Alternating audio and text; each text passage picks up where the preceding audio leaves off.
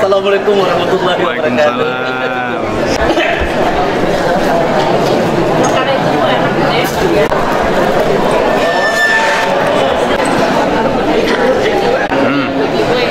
Asik kuenya. Sarapan.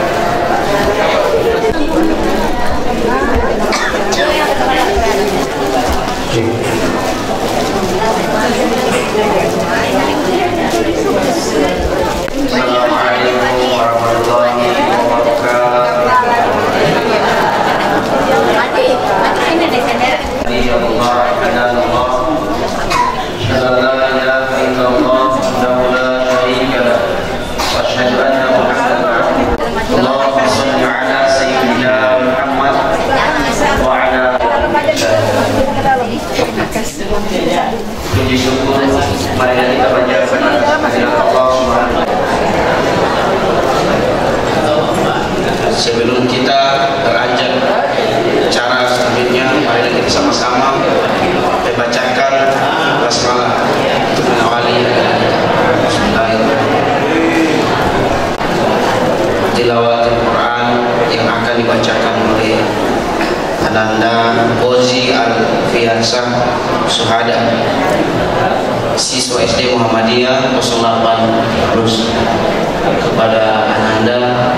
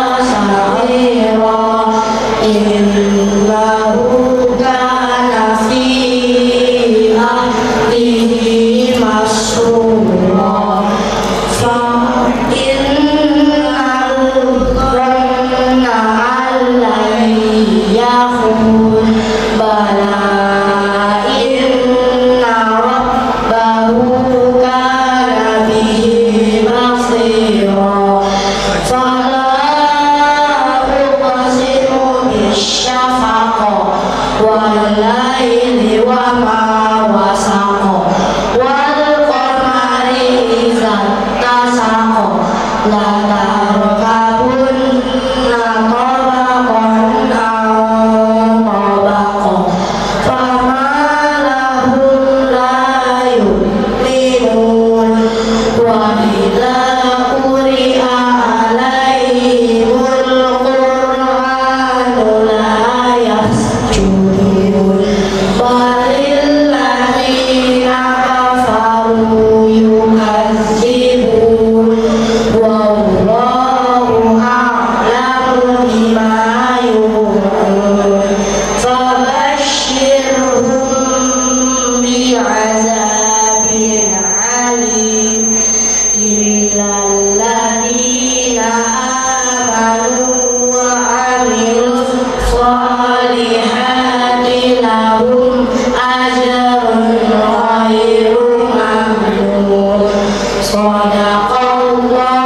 Assalamualaikum warahmatullahi wabarakatuh.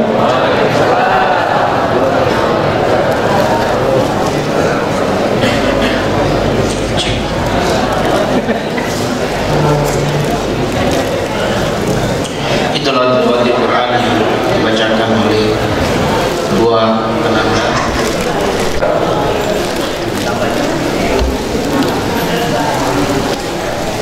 Muhammadin abduhu wa rasuluhu la nabiyya ba'da. Amma ba'du.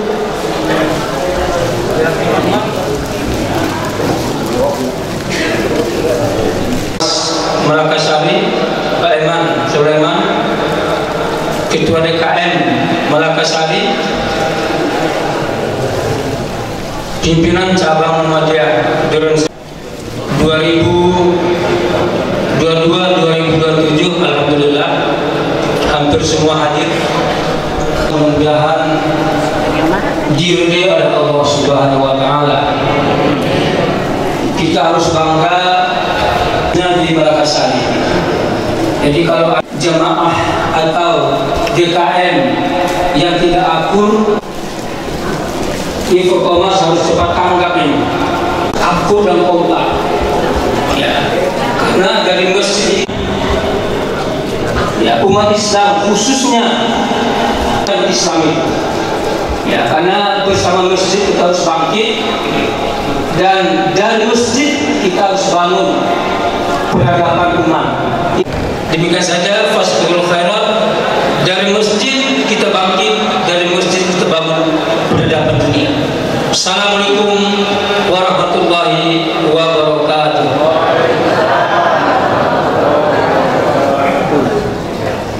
Itulah sambutan dari Ketua DKM Masjid At-Taqwa. Kita beranjak ke acara yang kedua, yaitu sambutan oleh Ketua PCM Durun Said 1, Bapak Sudarso MKes.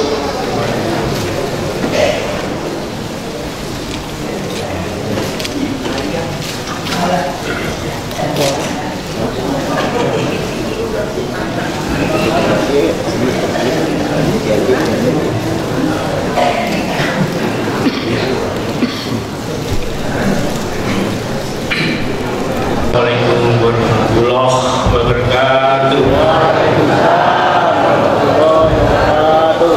Alhamdulillahirabbil alamin. Puji syukur kehadiran Allah Subhanahu wa taala.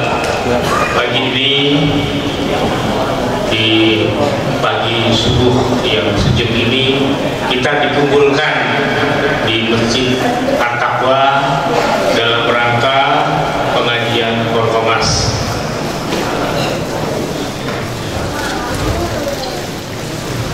Kepada yang terhormat Ustaz Dr. Andes Kiai Haji Abdul Dedan Syihabuddin MK, kepada yang terhormat DMI Kecamatan Duren Sawit, kepada yang terhormat Lurah Malakasari Pak Haji Eman Sulaiman SIMM, Ketua DKM Masjid Malakasari, dan teman-teman dari pimpinan cabang Muhammadiyah yang ada hadir di sini, serta Masjid At-Taqwa.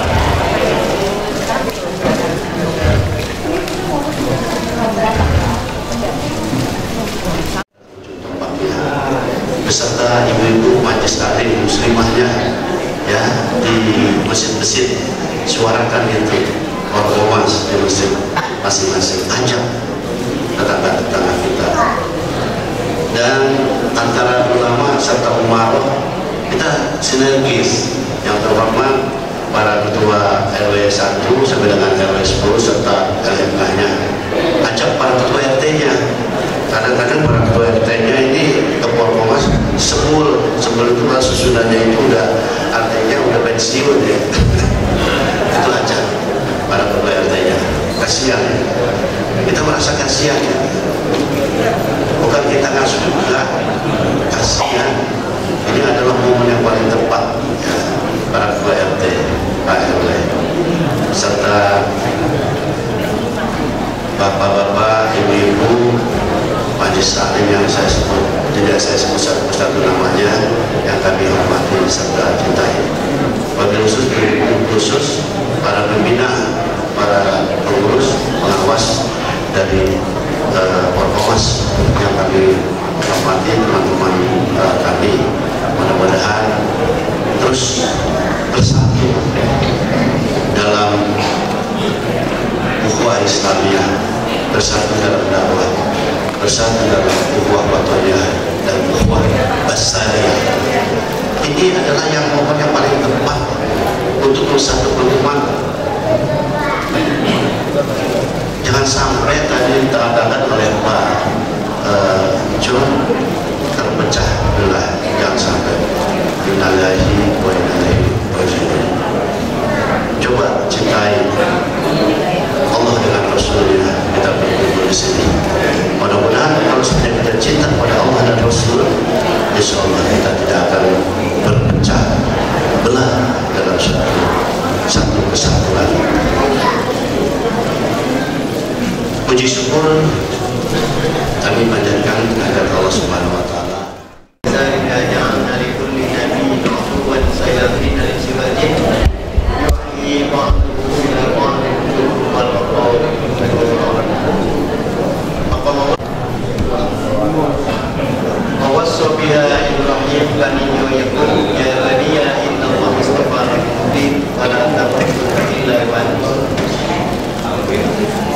Yang kami hormati Ketua Forkomas Bapak Ustaz Sulaiman, Bapak Eman Sulaiman. Yang kami hormati Ketua DKM Sidat Taqwa dan juga pimpinan cabang Muhammadiyah Duren Sawit 1 ya. Dan juga seluruh pengurus masjid mushola yang tergabung di Forkomas ini serta Bapak Ibu yang hadir pada kesempatan hari ini. Mudah-mudahan Allah senantiasa memberikan kesehatan kepada kita. Amin. Sehingga dapat menghadiri seluruh kegiatan yang diadakan oleh Forkomas yang setiap hari Sabtu atau mungkin hari Ahad. Bapak Ibu yang berbahagia, melihat kegiatan ini saya merasa syukur alhamdulillah di Kumnas Klender ini Wabil Kelurahan Malakasari ada satu komunitas atau satu katakanlah lembaga yang namanya Forkomas ini sangat baik sekali dalam rangka upaya untuk mempersatukan umat Islam ini. Sementara banyak problem, banyak tantangan yang dihadapi kita umat Islam sekarang ini. Nah, diantaranya yang harus kita perhatikan, jangan sampai kita sesama muslim, sesama pengurus masjid saling bergontok-gontokan, saling bermusuh-musuhan, itu hukumnya haram. Nah, yang perlu kita perhatikan Bapak Ibu, bahwa tantangan problem umat ini memang berat sekarang ini, bukan semakin ringan. Tantangan bisa datang dari dalam, bisa datang dari luar tantangan ini. Tentu tantangan dari dalam, diantaranya problem kita adalah belum bersatunya umat Islam. Masih terkotak-kotak. Baru berbeda organisasi, kadang-kadang kita bermusuhan. Baru berbeda, mungkin juga berbeda pemahaman dalam hal-hal yang buruk, juga bisa bermusuhan. Kenapa sulit menyatukan umat ini? Tentu penyebabnya karena akidah umat masih banyak yang belum benar. Kenapa banyak belum benar? Karena umat masih menderita penyakit. Penyakitnya yang pertama, susah menyatukan umat Islam ini karena penyakit TBC. Yang kedua, susah menyatukan umat ini termasuk mungkin ada di sebagian pengurus masjid, pengurus lembaga-lembaga Islam, masih saja terjadi mungkin gesekan-gesekan kecil. Mari kita lihat kenapa ini juga sulit menyatukan. Selain penyakit TBC, menderita penyakit AIDS. Yang ketiga, salah satu cara Yahudi untuk memecah belah umat Islam ini, maka dibuatlah namanya penyakit sipilis. Apa itu tadi TBC? Tentu kita memahami TBC dalam makna akidah di sini adalah taklid, bid'ah, dan khurafat. Yang kedua, penyakit AIDS. Apa itu AIDS? Angkuh, iri, dengki, sombong. Sepanjang umat punya penyakit AIDS ini, maka susah kita bersaing. Yang ketiga, penyakit sipilis, sekularisme, pluralisme, dan liberalisme. Dan ini merupakan virus yang sedang dikembangkan di dalam rangka memecah belah umat Islam. Bapak Ibu jamaah yang berbahagia, maka dalam kesempatan pengajian hari ini kita ingin menyampaikan yaitu tentang perlunya menjaga keluarga kita jangan sampai keluar dari akidah Islam. Jangan sampai keluarga kita ikut aliran-aliran yang menyimpang. Karena kita juga tahu bahwa kalau dulu kita dijajah oleh Belanda secara fisik, saya teringat bagaimana Bung Karno mengatakan yang juga harus diwaspadai adalah yang namanya memerangi bukan dalam bentuk fisik tapi memerangi dalam bentuk yaitu imperialisme gaya baru, penjajahan gaya baru. Nah sekarang cara mereka untuk merusak kaum muslimin diantaranya, kalau Bapak dan Ibu membaca dalam buku Primason Yahudi, di dalam 24 pasal intinya hanya dua. Satu, menaklukkan dunia. Yang kedua, menghancurkan agama. Nah untuk menaklukkan dunia diantaranya bagaimana menguasai di bidang politik, bagaimana menguasai di bidang ekonomi. Maka kita lihat negeri-negeri muslim bukan negeri-negeri yang miskin, negara kaya. Indonesia negara kaya, banyak sumber alamnya. Allah berikan kepada negeri-negeri muslim kekayaan alam ini. Maka cara penjajahan gaya baru sekarang ini diantaranya lewat pinjaman utang luar negeri. Jadi Yahudi mengatakan dalam programnya yang dikenal dengan program untuk menaklukkan dunia itu, cara memiskinkan suatu negara caranya lewat pinjaman utang. Tawarkan pinjaman utang, semakin besar pinjamannya semakin bagus karena akan menyesatkan rakyat. Maka senjatanya lewat IMF. Kemudian juga di bidang politik, Yahudi tidak pernah lepas berperan untuk mengganggu kepentingan-kepentingan umat Islam ini. Maka diantaranya selalu Yahudi itu berusaha bagaimana untuk merusak pemikiran-pemikiran kaum muslimin. Yang kedua yaitu lewat untuk menghancurkan agama. Nah inilah yang akan kita bahas, bagaimana Yahudi dalam menghancurkan agama-agama. Maka dalam buku Primason Yahudi itu adalah dibuatnya agama-agama baru, dibuat agama-agama tandingan, dibuatlah aliran-aliran yang menyimpang, dibuatlah paham liberal, dibuatlah yang namanya gerakan untuk legalisasi perkawinan sejenis. Ini bagian daripada proyek Yahudi. Apa diantaranya yang dilakukan adalah lewat penyatuan agama, menggabungkan agama-agama. Itu namanya konsep penyatuan agama. Sehingga program Yahudi menggabungkan agama Islam dengan agama Yahudi Nasrani, digabungkan. Itu bagian daripada proyek liberal Yahudi. Kemudian selain penyatuan agama, juga penyamaan semua agama itu sama, sejajar, setara, dan kebenaran agama adalah relatif. Dan ini juga merupakan virus untuk merusak dan memecah belah umat Islam. Nah, saya kembali kepada awal bahwa ada problem dari dalam atau internal ini. Pertama, belum bersatunya umat Islam tadi, ya. Maka solusinya bagaimana?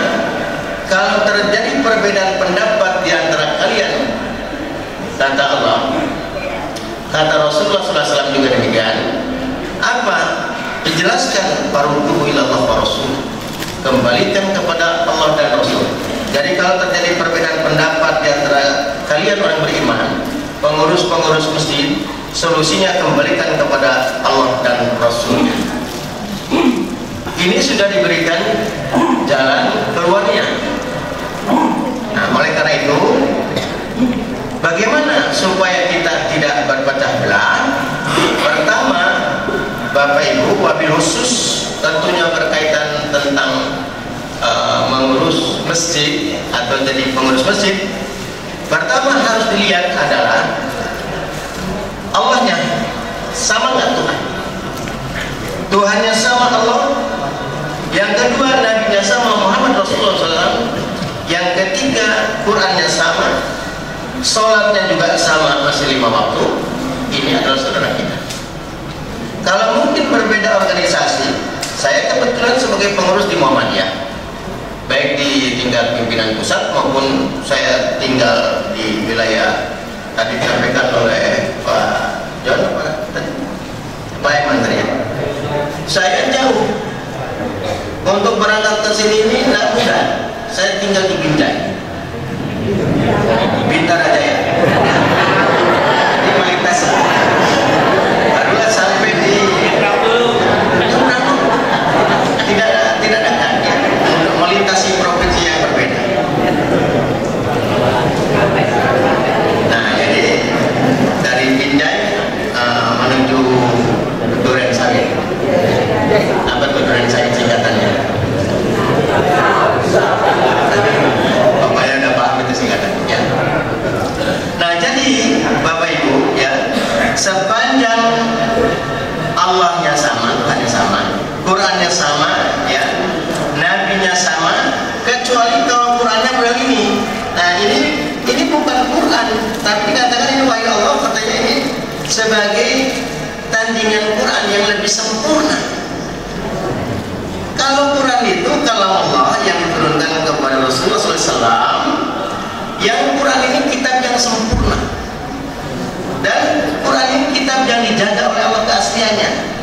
Sehingga itulah membuktikan satu-satunya kehebatan agama Islam itu adalah adanya Al-Quran yang kitab suci yang telah sempurna dan juga terjaga dan terpelihara. Kenapa demikian? Karena Allah sendiri yang menyatakan demikian. Sementara orang lain di luar kita itu punya kitab suci, tapi tidak ada yang mampu menghafal kitab suci. Tapi Quran yang 30 juz itu bisa dihafal oleh orang muslim dari mulai anak-anak ya, umur 4 tahun ada yang sudah hafal Al-Quran 30 juz. Kalau Bapak Ibu pergi ke Palestina, ini negara yang selalu dibombardir oleh Zionis Israel, itu banyak penghafal Quran. Sehingga Palestina dikenal sebagai negara penghafal Quran. 4 tahun, 5 tahun, 6 tahun, 7 tahun menghafal Quran. Di Indonesia justru yang hafal Quran yang paling termuda 4 tahun hafal Quran. Yang tunanetra bisa hafal Quran 30 juz. Tadi anak kita nih, anak-anaknya Ustaz Yopi sudah mulai yang mau hafal. Ini ada yang tunanetra hafal Quran. Maka saya sempat ditanya sama Pak Walian, Pak Jidat, apakah Allah hanya menjaga Quran saja, tak mampu menjaga kitab Taurat dan kitab Injil? Saya katakan, kami sebagai seorang muslim mengatakan bahwa Quran itu terjaga terpelihara karena ada pernyataan Allah di Quran sendiri. Di dalam surat Al-Anbiya 9, inna nahnu nazzalna dzikra wa inna lahu lahafidun. Kami turunkan Al-Quran, kami kami juga yang menjaganya, yang mendengarnya. Itulah pernyataan Allah. Maka itu bisa dibuktikan banyak yang hafal Quran 30 juz. Nah, tapi ini diberi nama Al-Qur'anul Haq, Al-Quran yang benar, yang nulis Dr. Ali Soros. Kenapa katanya? Supaya orang Islam ini yakin bahwa Quran yang dimilikinya itu salah. Maka ini yang benar kata dia. Dibikinlah suratnya, ada 77 surat. Coba Al-Quran kita berapa jumlah surat? 114 surat. Ini 77 surat. Di Quran, surat pertama di Quran apa yang tertulis? Surat Al-Fatihah. Di sini juga surat Al-Fatihah. Diawali juga dengan basmalah. Cuman basmalahnya bukan Bismillahirrahmanirrahim. Bismillah Abbi Al-Kalimah Ar-Ruh Al-Illah Al-Wahid Al-Awhad. Nah, ini basmalah palsu. Ini surat pertama Al-Fatihah, surat kedua surat Al-Mahabbah. Ada nggak surat Al-Mahabbah di Quran? Surat cinta. Ya. Ada lagi yang ketiga surat An-Nur. Ya, di Quran ada surat An-Nur. Di sini juga ada surat An-Nur, tapi berbeda isinya. Di Quran kita ada surat Al-Qadar. Di sini juga ada surat Al-Qadar, tapi berbeda isinya. Coba isinya bagaimana? Inna anzalnahu bil haqqi bi waqtil fajri bi sa'atil qadri nurun lidolin wa hudan linnas bi kulli asrin furqanun haqqun wa kullun faslun bi kulli amrin. Ini surat Al-Qadar, Pak. Jadi kalau Bapak dan Ibu kita sholat berjamaah, ada imam baca ini, tendang aja imamnya, ya. Karena itu bukan Quran. Nah, kalau Quran yang model begini, ini jelas bukan Islam, jelas bukan saudara kita sesama Muslim, karena yang namanya Quran itu kalam Allah. Nah, sekarang mulailah ada yang mengganggu, katanya Quran ini bukan kalam Allah, tapi produk budaya. Quran ini karangan Muhammad, Quran ini rekayasa Utsman bin Affan dan bangsa Quraisy. Ini sejak dulu banyak orang meragukan Quran sebagai kalam Allah. Maka Allah menantangnya, kalau ada orang yang tidak percaya Quran sebagai kalam Allah, suruh buat seperti Quran, suruh kumpulkan manusia seluruhnya untuk membuat seperti Quran, bahkan tambah lagi dengan jin kumpulkan, tidak akan ada yang mau. Mau satu Quran 10 surat, suruh bikin satu surat. Nah, ini sebetulnya Dr. Ali Soros untuk menjawab tantangan Quran ini.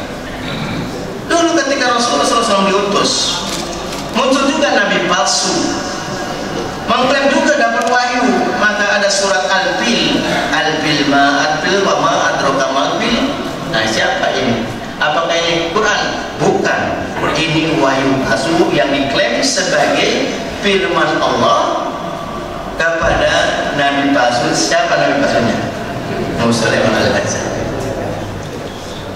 Jadi pertama dari Bapak Ibu, jangan sampai kita bermusuhan gara-gara berbeda organisasi, gara-gara berbeda mungkin masalah-masalah yang menyangkut uluhiyah. Yang tidak boleh beda kita ini adalah masalah usuliyah. Kalau masalah uluhiyah ini bukan masalah yang pokok. Katakanlah ketika ruku misalnya, ada yang langsung kakinya dulu turun ke bawah, ada yang langsung tangannya dulu. Ternyata Nabi pernah lakukan dua-duanya. Tapi kalau sholat subuhnya, kok di Masjid At-Taqwa di Islamic Center ini sholat subuhnya 4 rakaat? Benar, ini namanya ajaran sesat nih. Dan Bapak Ibu, jangan sampai kita mau diadu domba sekarang ini untuk memecah belah umat Islam ini. Syarif Bernard mengklasifikasi umat Islam ada 4. Satu, umat Islam yang fundamentalis. Yang kedua, yang tradisionalis. Yang ketiga, yang modernis. yang keempat yang sekuleris, dibagi empatlah umat Islam ini. Dibuat juga oleh cirinya. Kalau yang fundamentalis itu apa cirinya? Cirinya dia menolak demokrasi dan kultur barat kontemporer. Setiap muslim yang menolak demokrasi dan kultur kontemporer, maka inilah orang Islam yang fundamentalis dengan makna orang Islam yang radikalis. Sarannya apa? Sarannya karena kelompok yang ini harus dilawan dan dihancurkan. Yang kedua, yang tradisionalis, cirinya konservatif dan curiga terhadap kebenaran. Terhadap kelompok yang muslim yang tradisionalis, kata Desbena, ini harus didukung untuk dibenturkan dengan yang fundamentalis. Apakah ada di dalam Islam dibagi-bagi macam ini? Tidak. Allah hanya menyatakan inna dina indal Islam. Sesungguhnya agama yang diridhoi di sisi Allah hanyalah Islam.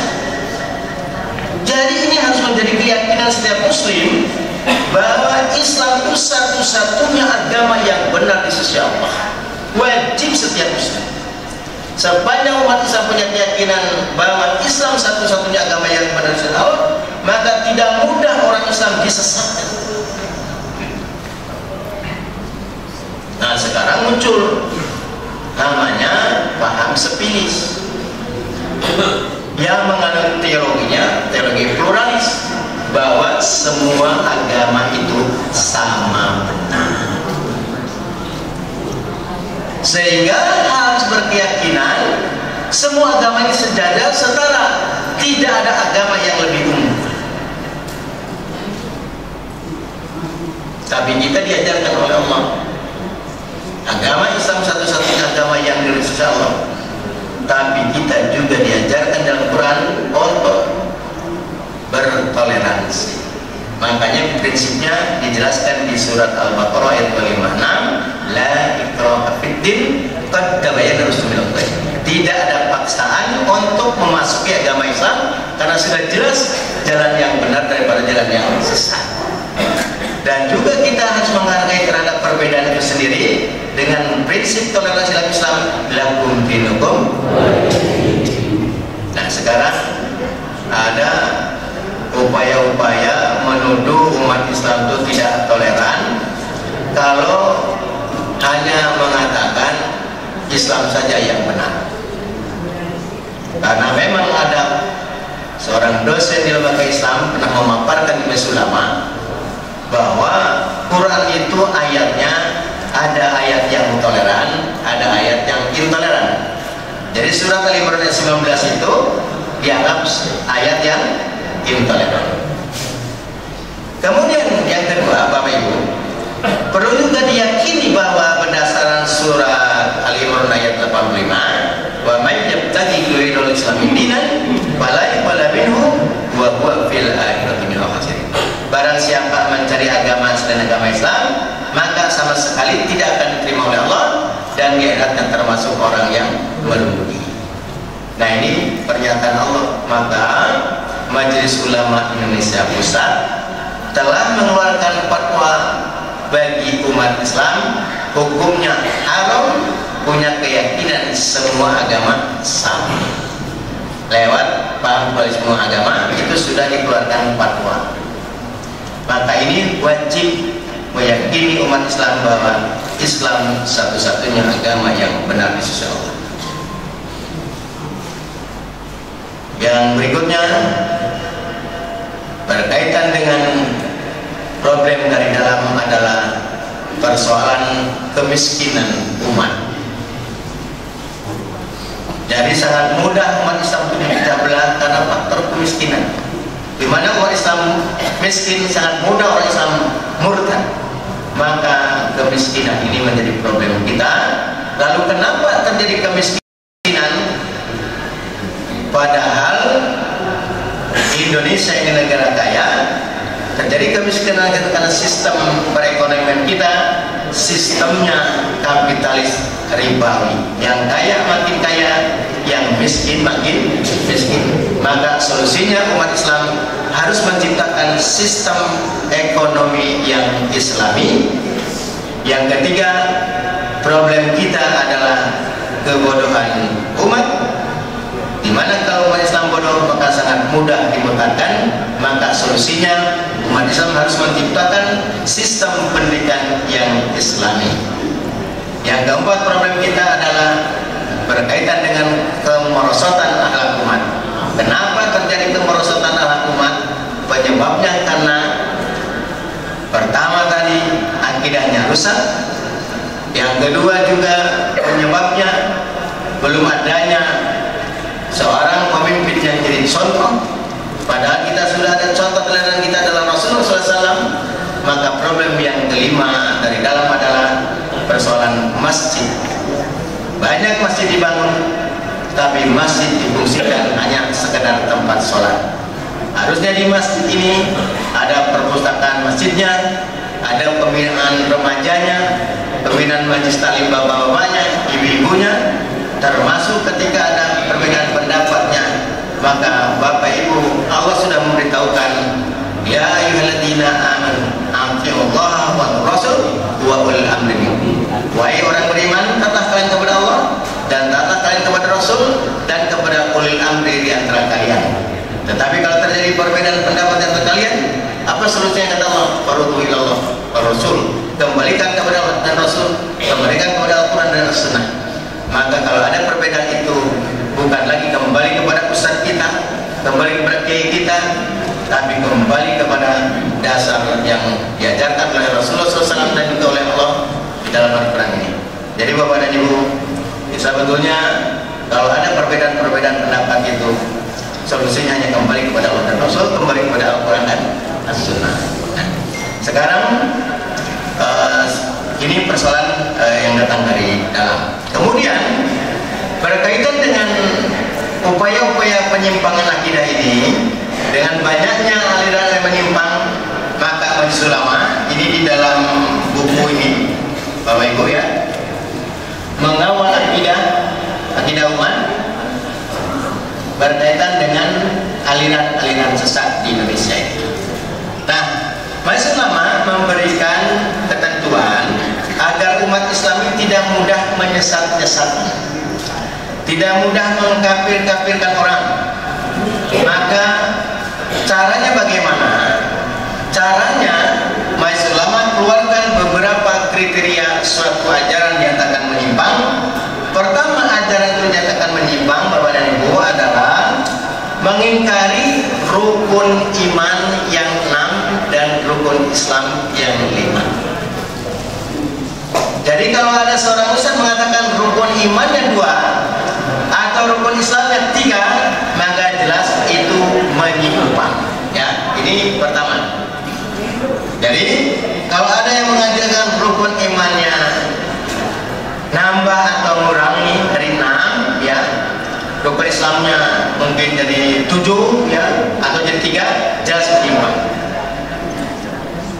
Yang kedua, suatu ajaran yang akan menyimpang adalah meyakini atau mengikuti akidah yang tidak sesuai dengan dalil syar'i, tidak sesuai dengan Al-Quran dan As-Sunnah.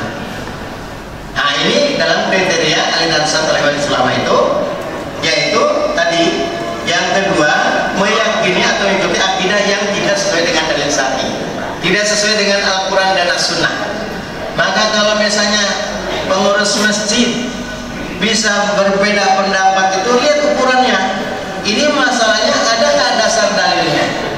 Jangan sampai misalnya berbeda pendapat di antara pengurus masjid. Yang satu beranggapan sholat subuh itu jumlah rakaatnya, yang satu bilang 3 rakaat, yang satu 2 rakaat. Berarti yang harus diikuti yang mana?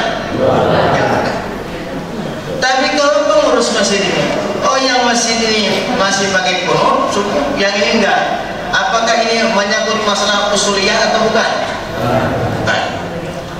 Nah, kalau kita misalnya bermusuhan dengan persoalan-persoalan yang macam ini, atau persoalan perbedaan masalah kunut subuh, jangan sampai Bapak dan Ibu bermusuhan, karena hukumnya haram.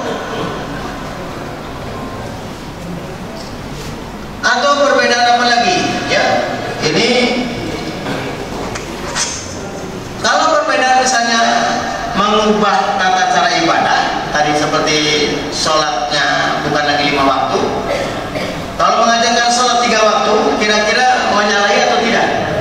Menyalahi. Yang ketiga, suatu ajaran yang akan menyimpang adalah meyakini turunnya wahyu setelah Al-Quran. Jadi kalau ada orang mengajarkan turun lagi wahyu setelah Al-Quran, misalnya salam Ustaz, turun wahyu lagi setelah Al-Quran, maka jelas itu adalah menyimpang. Karena Allah tidak pernah menurunkan wahyu lagi setelah Al-Quran ini. Karena Quran adalah kalamullah yang Allah berikan kepada Rasulullah SAW. Nah, sementara Bapak Ibu, orang-orang yang terpapar virus liberal itu, dia mengatakan agama Islam itu agama yang tidak sempurna dan tak akan sempurna. Bapak dulu pernah nggak mendengar seorang profesor doktor Kiai Haji punya pondok pesantren mengatakan agama Islam itu agama yang tidak sempurna dan tak akan sempurna? Pernah dengar nggak? Ini profesor doktor, ini punya pondok pesantren, tapi kalau dia mengatakan agama Islam agama yang tidak sempurna dan tak akan sempurna, maka lihat surat Al-Maidah surat kelima ayat ketiga, al-yauma akmaltu lakum dinakum wa atmamtu alaikum ni'mati wa raditu lakum. Pada hari ini telah aku sempurnakan bagi kamu agamamu dan telah aku cukupkan nikmatku kepadamu dan telah aku ridhoi Islam itu menjadi agama bagimu. Jadi agama Islam itu agama yang telah sempurna. Ini wajib umat Islam meyakini agama Islam agama yang telah sempurna. Nah, ini digoyang-goyang begitu. Apa buktinya Islam telah sempurna? Buktinya agama Islam telah sempurna ini ditutup kenabian oleh Nabi Muhammad SAW. Kalau agama Islam belum sempurna, Bapak dan Ibu, tidak mungkin Allah tutup kenabian dan kerasulan. Nah, ditutup kenabian dan Nabi Muhammad SAW ini bukti Islam telah sempurna. Mana dasar dalilnya bahwa tidak ada lagi Nabi dan Rasul? Silakan Bapak Ibu lihat surat 33, surat 4 Al-Ahzab ayat 40. Maka Muhammadun aba min rijalikum walakin Rasulullah wa khataman nabi. Muhammad itu penutup Nabi dan Rasul. Jadi ini sudah jelas penutup Nabi, Nabi Muhammad itu penutup Rasul. Maka wajib umat Islam meyakini tidak lagi Nabi dan Rasul. Tapi sekarang sesuai dengan agenda Yahudi, Bapak dan Ibu, caranya untuk memudah belah umat Islam itu muncul nabi-nabi palsu. Rasulullah SAW sudah menegaskan akan muncul di akhir zaman itu Dajjal yang semua Dajjal itu semuanya mengaku jadi Rasul, mengaku sebagai utusan Allah, mengaku jadi Nabi. Ternyata ini terbukti apa kata Nabi ini, banyak sekarang nabi-nabi palsu.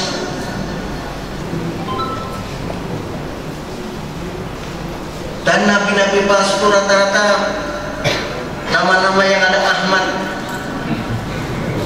Karena di Quran surat As-Saff ayat 6 kata Nabi Isa, nanti akan datang Rasul setelah aku ini, kata Nabi Isa, yaitu seorang Rasul namanya Ahmad. Siapa yang nama Ahmad dalam surat As-Saff itu? Nabi Muhammad SAW. Tapi ternyata ada yang mengatakan ayat ini untuk seorang Rasul namanya Mirza Ghulam Ahmad. Makanya pengikutnya disebut Ahmadiyah. Kalau pengikut Nabi Muhammad disebut apa? Muhammadiyah. Jadi semua kita ini Muhammadiyah, pengikut Nabi Muhammad, bukan pengikut Mirza Ghulam Ahmad, bukan pengikut Ahmad Musaddiq. Jangan kayak juga di Bandung, tukang cukur juga nggak mau ketinggalan, ngaku jadi Rasul. Namanya Ahmad Sayuti. Ada nama Ahmad Sayuti di sini. Di Bekasi aja saya sudah bertemu dengan sahabat Rasul, ya, karena Musyrik kan jadi Rasul, dapat wahyu di Gunung Bundan. Sahabat Rasulnya ada di Bekasi.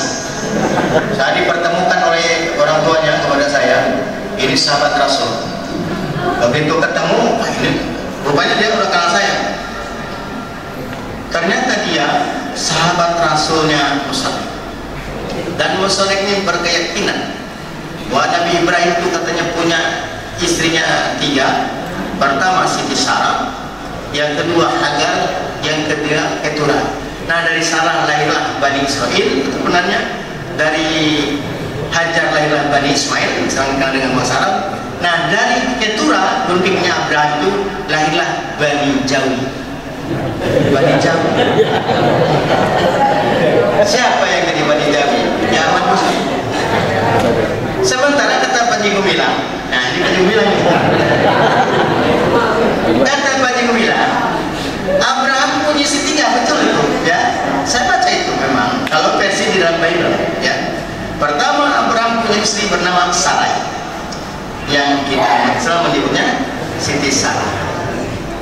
Karena Siti Sarah sudah lanjut usia belum punya keturunan, sementara Abraham ingin punya keturunan untuk melanjutkan risalahnya, maka melihat istri sudah tua tidak mungkin punya keturunan.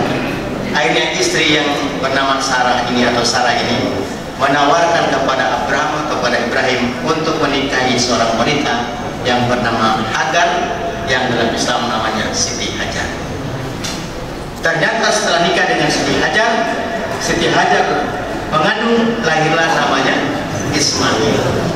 Setelah Ismail lahir 14 tahun kemudian, Sarah mengandung, lahirlah namanya Ishak. Nah, ini kita tunggu dari istri kita, adakah tawaran ini?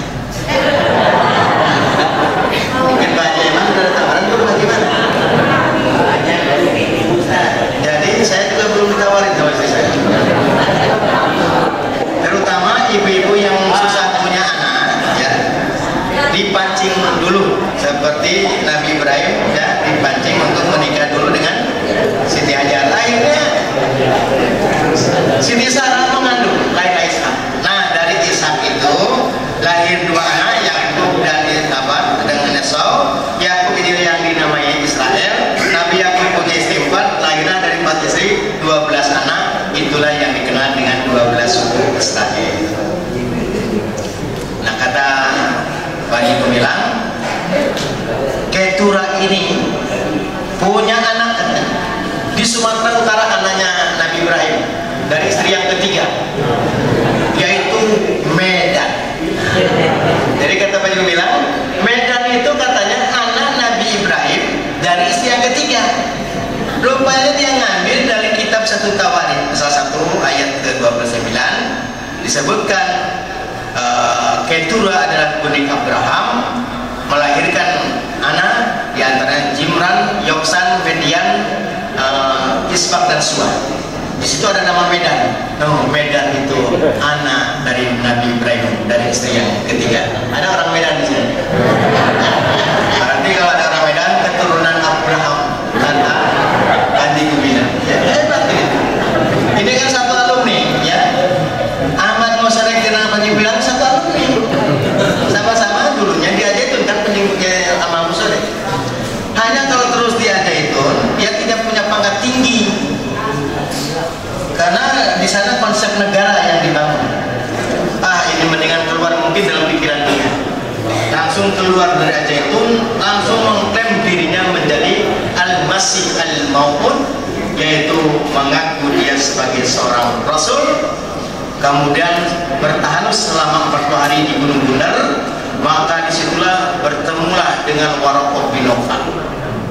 Sebagaimana Nabi Muhammad SAW dari Rasul setelah dia bertemu dengan Waraqah bin Nawfal. Cuman Nabi Muhammad SAW dapat wahyunya di Gua Hiro, ini dapat wahyunya di Gunung Bundar. Itu Ustaz Yopi yang sering ke Gunung Bundar ini. Jadi Gunung Bundar itu tempat turunnya wahyu di sana. Nah, kumpulan wahyunya baru dikumpulkan dalam kitabnya yang dia buat sendiri. Nah, ini sudah beda, ya, punya Nabi lagi. Jadi mohon maaf Bapak dan Ibu, wabil khusus kepada Bapak-Bapak, ya, sudah tidak ada lowongan jadi Nabi, tidak bisa lagi melamar jadi Nabi, ya, sudah ditutup. Mohon maaf, ya. Nah, yang berikutnya, suatu ajaran yang telah menyimpang adalah mengingkari otentisitas dan kebenaran isi Al-Quran. Jadi kalau ada orang Islam meragukan isi Al-Quran,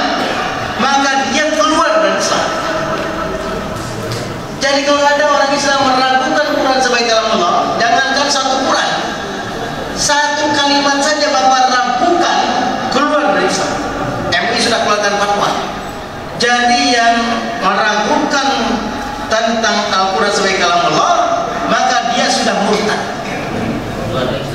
dalam fatwa ulama. Dan juga dalam fatwa ulama, yang mengkafirkan sesama muslim itu jelas menyimpang. Sebagaimana ulama telah keluarkan fatwa tentang menyimpangnya Islam jamaah, yang dia menganggap orang yang di luar jamaahnya adalah kafir, sehingga mereka tidak mau sholat berjamaah kalau imamnya bukan dari mereka. Nah, bagaimana kalau namanya berganti? Dalam fatwa ulama, mau namanya berganti, sepanjang punya keyakinan mengkafirkan sesama muslim, itu jelas menyimpang. Oh, ini bukan kelompok saya dikafirkan, sehingga tidak mau sholat berjamaah dengan apa? Dengan yang bukan kelompoknya. Di Bekasi pernah Pak Wali Kota itu menyelesaikan persoalan Ahmadiyah. Kata tokoh Ahmadiyah yang dikumpulkan, katanya kami sama dengan organisasi Muhammadiyah dengan NU. Ya kalau sama nanti sholat Jumatnya di masjid. Yang punya Ahmadiyah imamnya dari Majelis Ulama. Nah, ceritanya untuk membuktikan apakah Ahmadiyah itu sama dengan kita, apakah perbedaan masalah guru atau masalah usuliyah.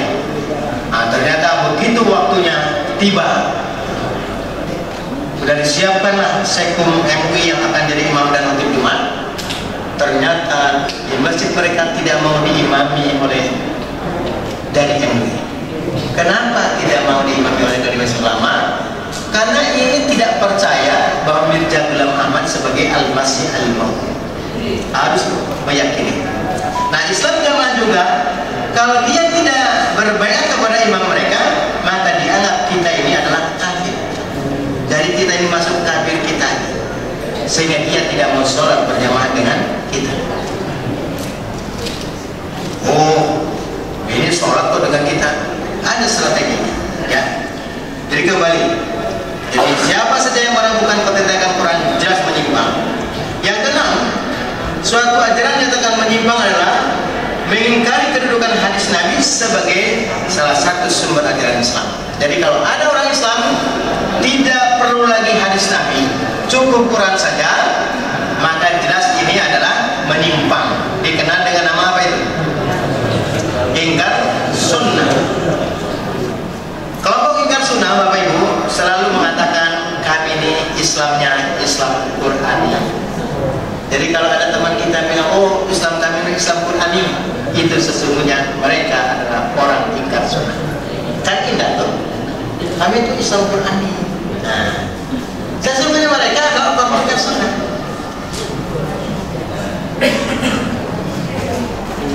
Jadi yang menolak sunnah, menolak Nabi, maka itu jelas menyimpang, ya. Itulah yang dikenal dengan paham ingkar sunnah. Saya berikan cirinya satu saja. Itu banyak ciri-cirinya. Untuk mendeteksi mungkin ada anak kita atau cucu kita ikut paham ingkar sunnah. Ciri pertama, dia menolak syahadatain. Alasannya syahadatain tidak ada dalilnya di Quran. Asyhadu an la ilaha illallah wa asyhadu anna Muhammadar Rasulullah, tidak ada dalil dari Quran. Baru dia cari pembenarannya dari Quran. Ternyata ditemukan katanya di surat 3 ayat 4, Ishhadu bi anna muslimun, saksikan kami adalah orang muslim. Jadi kalau ada anak kita syahadatnya demikian, maka itu jelas salah satu indikasi anak itu kenal paham ingkar sunnah.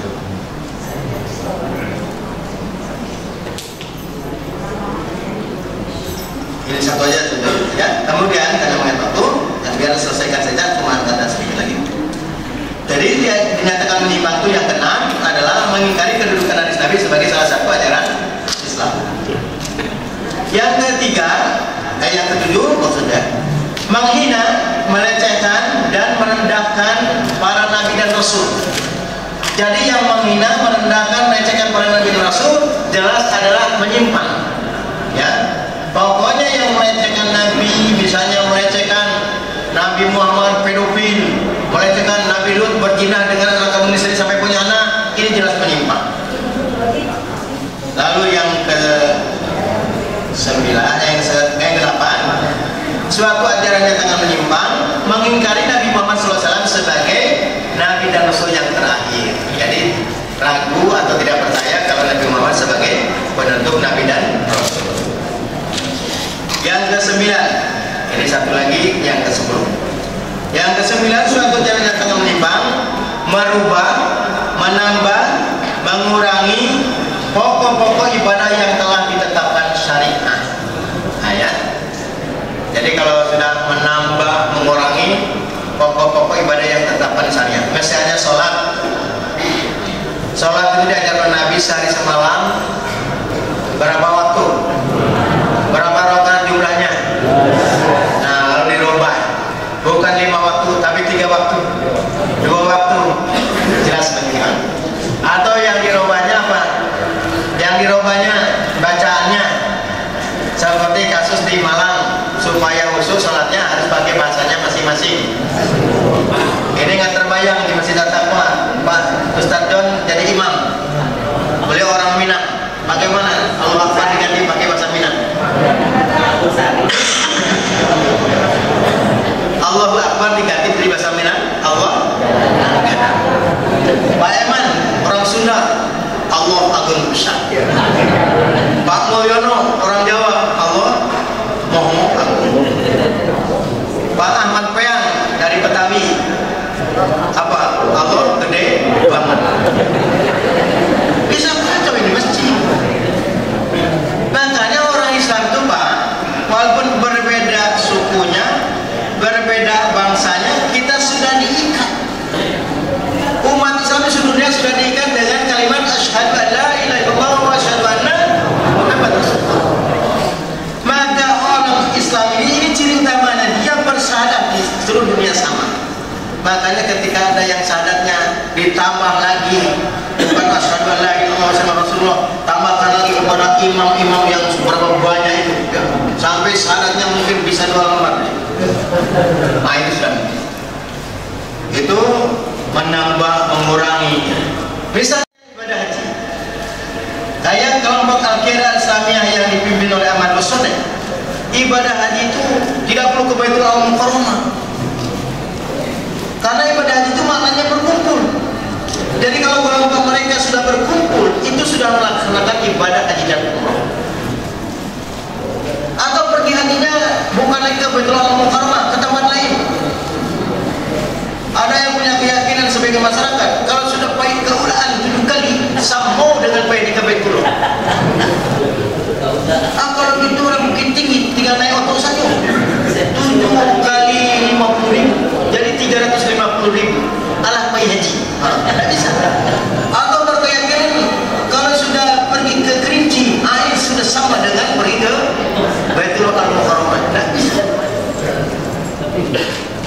Oh, mungkin di Islamic Center dibuatlah gambar Ka'bahnya. Terus kalau anak-anak yang lagi belajar manasik haji, kan bikin Ka'bah-Ka'bahan. Itu Ka'bah-Ka'bahan ya, karena bukan Ka'bah beneran. Nah itu bukan ibadah haji, itu belajar manasik haji. Jadi ibadah haji harus ke Baitul Mukarramah. Bagaimana Ustaz? Ini kan lama nunggunya. Walaupun nunggunya lama ditunggu. Jangan Bapak bikin sendiri, ya tidak boleh. Nah baru yang terakhir, yang ke-10, suatu ajaran yang tak menyimpang adalah mengkafirkan sesama muslim tanpa dalil syar'i. Karena ini dianggap bukan kelompok saya, dikafirkan. Tidak boleh Pak mengkafirkan. Dan juga perlu didudukan kepada dirimu, toleransi sekarang ini jangan sampai dirimu ubah-ubah. Kita tuh Islam itu sudah mengajarkan toleransi. Prinsipnya lakum dinukum ya, bukan menggabung-gabungkan agama, bukan menggabung-gabungkan salam. Jadi tidak boleh umat salamnya digabung-gabung. Ya. Wassalamualaikum warahmatullahi wabarakatuh. Salam sejahtera bagi kita semua. Assalamualaikum swastiastu santi santium namo buddhaya. Jadi kalau ada 200 agama berapa jam salam? Nah, boleh nggak kira-kira ini menurut agama Islam? Tidak boleh. Siapa yang bilang tidak boleh? Allah dan Rasulnya. Mana ayatnya? Coba lihat di Al-Quran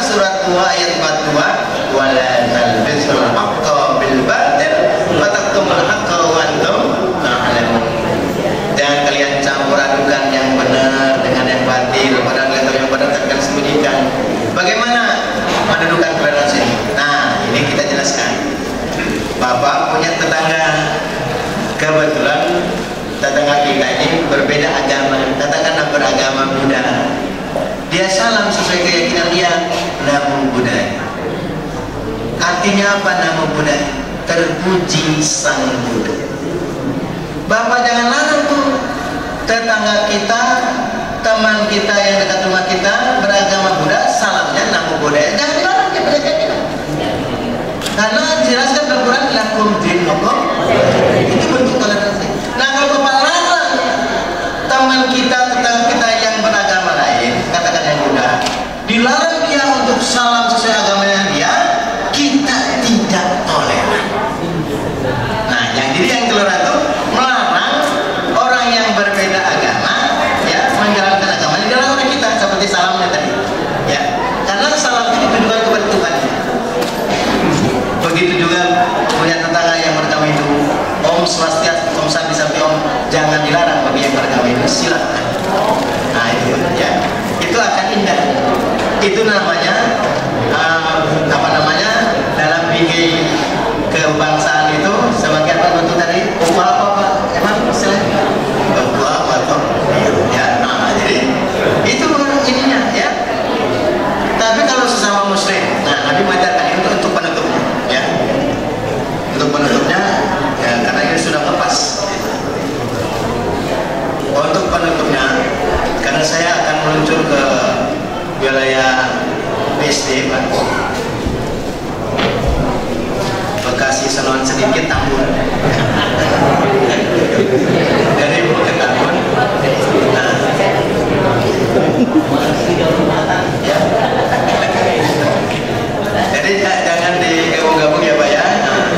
Toleransi itu saling menghargai terhadap perbedaan. Karena berbeda maka ada toleransi. Kalau sudah sama, apa yang perlu toleran Pak? Jadi kadang-kadang gara-gara sibuk banyak kegiatan itu Pak, sampai lupa untuk nambah istri itu. Kata Pak Haji Eman itu. Nah, ibu-ibu ya, maka untuk penutup di pengajian kita ini, mari kita satukan kekuatan umat ini untuk tidak berpecah belah. Karena tadi salah satu agenda yang dibuat oleh Syarif Bernard, dan buku ini menjadi pegangan bagi pejabat-pejabat tinggi di Amerika untuk mengklasifikasi umat Islam itu ada yang fundamentalis, tradisionalis, sekularis, dan modernis. Nah di situ kalau yang modernis itu yang mendukung terhadap gerakan-gerakan LGBT, ya. Jadi gerakan LGBT itu gerakan yang memang itu bagian daripada propaganda Yahudi, terutama untuk mengurangi jumlah penduduk dunia ini. Kenapa? Untuk mengurangi jumlah penduduk lewat program KB gagal. Maka caranya sekarang harus lewat perkawinan sesama jenis, karena tidak mungkin akan beranak orang yang kawin sesama jenis. Dan ini sedang mereka upayakan di Indonesia menggugat undang-undang perkawinan nomor 14. Jadi ini perlu kita perhatikan, kewaspadaan bagi ibu-ibu untuk menjaga anak-anaknya. Seandainya putri ibu dilamar orang, maka sekarang harus jelas dulu siapa yang akan melamar itu. Pertama jelas apanya, agamanya. Yang kedua jelas jenis kelaminnya, ya. Jadi harus diperhatikan, jangan sampai ibu terima lamaran, ini kejadian di satu tempat, setelah nikah 6 bulan ternyata pasangannya sama-sama laki-laki. Jadi kalau ada yang melamar putri kita sekarang, pertama harus jelas agamanya, yang kedua jelas jenis kelaminnya, ya. Karena saya pernah ketemu di Tanah Abang, ada orang ya lagi nyetok bajai, dia brewoknya banyak sini, tapi di lipstick ininya agak menonjol ke depan, saya bingung. Ini di